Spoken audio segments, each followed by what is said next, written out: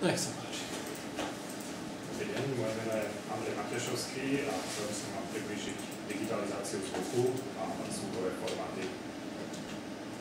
Čiže na to, aby sme mohli pochopiť princíp digitalizácie zvuku, by sme si mohli najprv rozhodniť, že čo je to zvuk. Z fyzikálneho hľadiska je to predovšetkým pozdĺžné mechanické vlnenie. A jeho príčinou je chvejúce sa telesa. Môže byť rôzne kmitanie zdroje zvuku, či už pravidelné alebo nepravidelné. Pravidelné je hudobný zvuk, nejaká hudba, a nepravidelné je nejaké brzganie, hluk, praskot, šramot.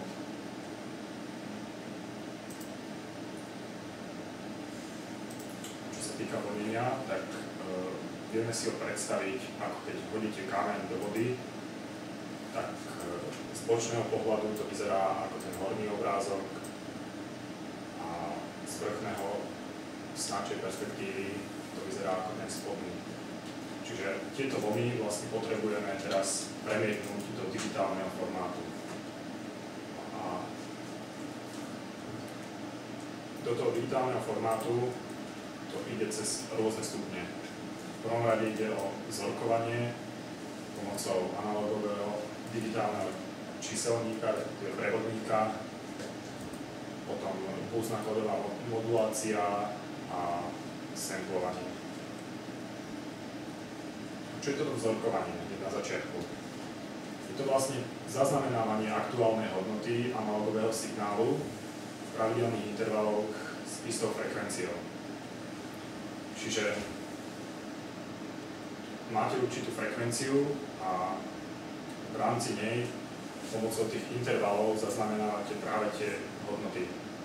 Pri frekvencii 10 kHz sa zaznamená hodnota signálu 10 000 krát zaznamená za sekundu. Samozrejme, čím vyššia frekvencia, tým kvalitnejší zvuk. Čiže pôvodný zvuk je vlastne kvázi, ako vidíte, tá dokonalá krivka a to, čo my zaznamenáme, sú tie schodíky. A čím kvalitnejšie to zaznamenáme, čím menšie sú tie schodíky, respektíve čím bližšie k tej krivke, tým je kvalitnejší ten zvuk. Napríklad 10 kHz signál, tu môžete vidieť, má relatívne veľké schodíky, čiže tým pádom je to nekvalitný zvuk a DVD audio už je veľmi blízky k tej krivke, čiže tým pádom ide o podstatne kvalitnejší zvuk. A najbežnejšie frekvencie, ktoré sa používajú, je 11 kHz, to je telefónna kvalita, 22,05 kHz rozhlasová, 44,1 je CD kvalita, čiže to už je vlastne 4 krát kvalitnejšie ako telefónna kvalita. A 192 kHz už je vlastne DVD kvalita, čiže tam už sú rozdiely prakticky 20-násobné oproti tej telefónnej. Vzorkovanie, čiže ak som hovoril, že čím vyššia vzorkovacia frekvencia, tým je kvalitnejší zvuk. Tu je to možno vidno lepšie tie schodíky, že čím je väčší ten schodík, tým je nekvalitnejší ten zvuk a čím je menší, tak čím je tá frekvencia vyššia, čím sa tie signály zaznamenávajú častejšie, tak tým je ten zvuk kvalitnejší. Takže opäť ten príklad, zvuk v CD kvalite má teda vzorkovaciu frekvenciu 44,1 i 16-bitovom stereu. A zvuk vo formáte DVD audio má 92 kHz a 24-bitové rozlíšenie. Čiže tá pravidelnosť tých signálov. Ďalšia časť digitalizácie zvuku je vlastne zaokrúhľovanie hodnôt na najbližší úroveň, čiže to je ten schodovitý priebeh. Prebieha pomocou analogového digitálneho prevodníka a prebieha takým spôsobom, že sa najprv získa vzorka v danom časovom okamihu a vyjadrí sa jej kvantita. Prebieha to pomocou číslicového zápisu a získame tým bitovú hĺbku vzorky, čiže binárne číslo s určitou dĺžkou. A to číslo môže byť 8-bitové až 32-bitové. 8-bitové je 256 úrovní, respektíve opakovaní, až 4 miliardy, to je 2 na 32. A to je HD kvalita. Ďalším krokom je kódovanie a to prebieha pomocou kompresného algoritmu, čo vlastne sled čísel a vyjadruje vlastnosti zvukového signálu.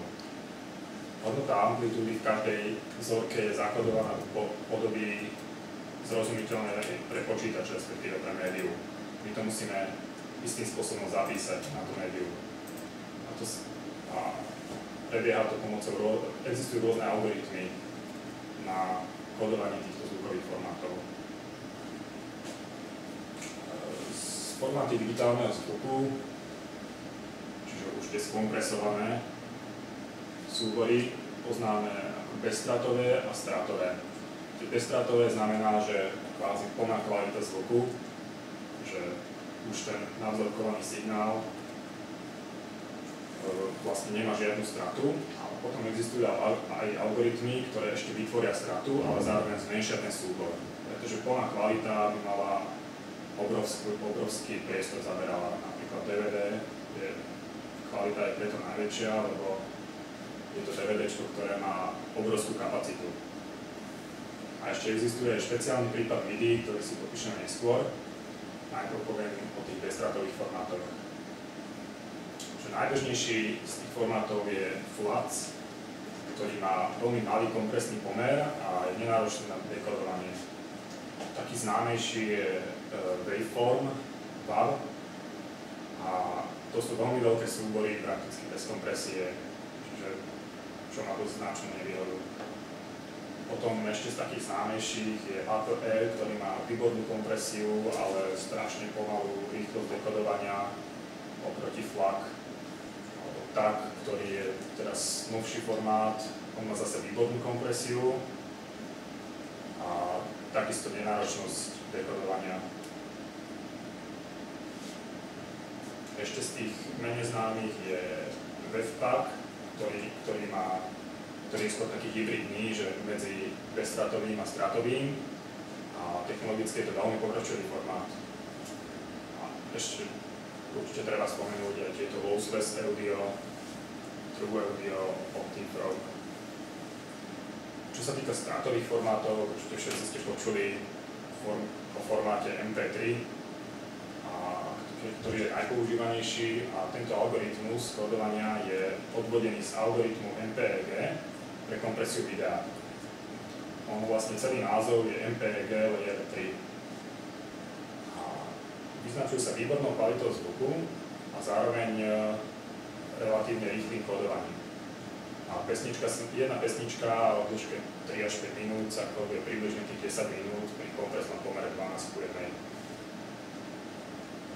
Jeden z takých tiež menej známych je VQF, ktorý dosahuje však lepšie kompresné pomery ako MP3 a dokonca sú aj súbory menšie a zároveň aj lepšia kvalita. Ale nevýhoda je, že zase kódovanie pomalé. Známy formát je od Microsoftu VMA, ktorý má veľmi nízku kvalitu a je prakticky nepoužiteľný. Preto vznikol jeho následník VMA Pro, ktorý je vlastne vylepšená verzia a už sa vyznačuje veľmi dobrou kvalitou, ale stále sa najviac používa MP3. Potom je ešte jeden z tých známejších AAC a AC3.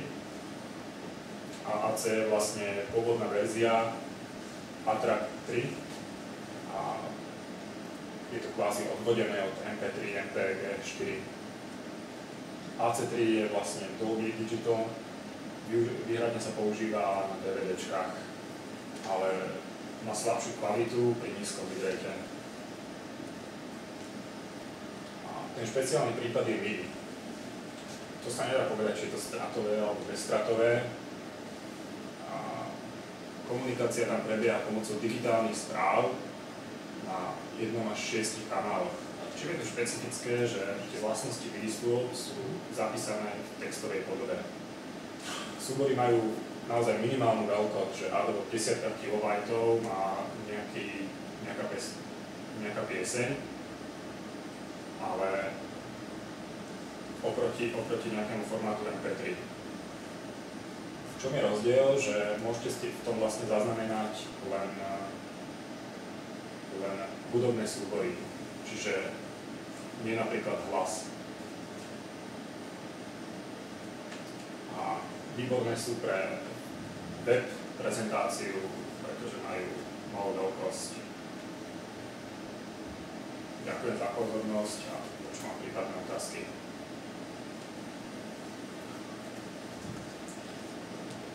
Má niekto nejaké otázky? No ja sa chcem spýtať, nemal si tam spomenuté MP4, že aký MP4. rozdiel medzi MP3 a MP4 alebo MP4 je len novší model, MP3 zrejme pokročilejší algoritmus, možno myslím, že to má stále rovnakú veľkosť a myslím, že tam je ešte o niečo rýchlejšie kodovanie.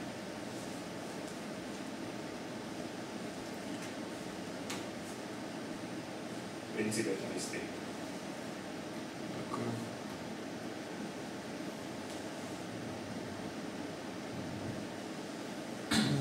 V druhom slajde, alebo niekde si hovoril, že čím vyššia vzorkovacia frekvencia, tým vyššia kvalita zvuku. Čo sú kritériá kvality v tom prípade? Kritériá kvality? No, hovoril si o kvalite zvuku, tak... To som hovoril, že to je vlastne tá frekvencia, čiže čím menšie tie schodíky, ktoré boli vidno na tých krivkách, pri tej krivke, tak tým sa to vlastne viacej približuje k tomu skutočnému zvuku. Čiže čím pravidelnejšie pozeráme tú hodnotu tej krivky, tým je to skutočnejší ten zvuk, tým je kvalitnejší. Čiže kvalitu bereš ako vernosť záznamu. Áno. Okay. V tomto prípade.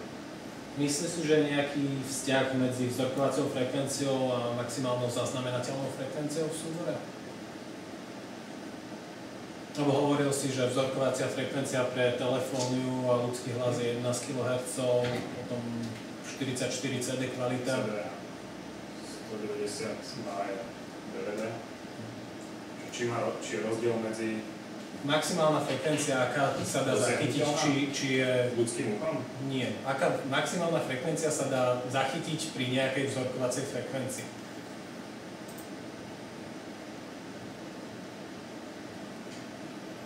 Predstav si, že máš 10 000 vzoriek za sekundu a akú maximálnu frekvenciu dokážeš takýmto súborom, takýmto vzorkovaním zachytiť, alebo či je to nejak obmedzené, alebo... Teoreticky by som mal nekonečne veľa.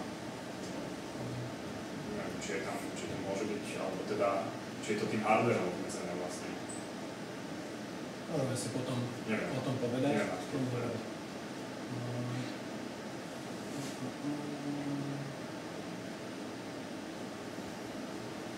To je z mojej strany všetko. Ďakujem.